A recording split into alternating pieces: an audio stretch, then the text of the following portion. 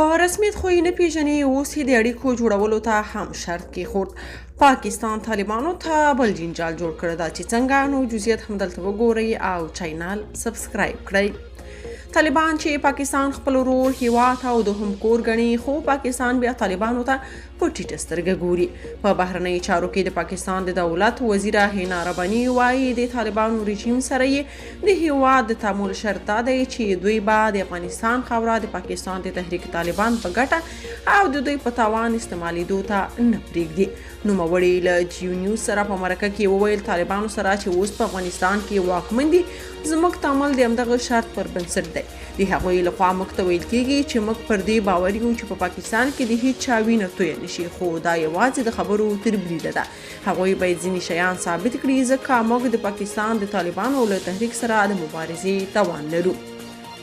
له دې سره مهاله د طالبانو د ویاند مرستیال بلال کریمي یو ځل بیا په افغانستان کې د پاکستاني طالبانو د تحریک حضور بې بنسټه ګڼي او ټینګار کوي چې د افغانستان له خاورې به هیڅ هیواد ته ګواښ پېښ نشي.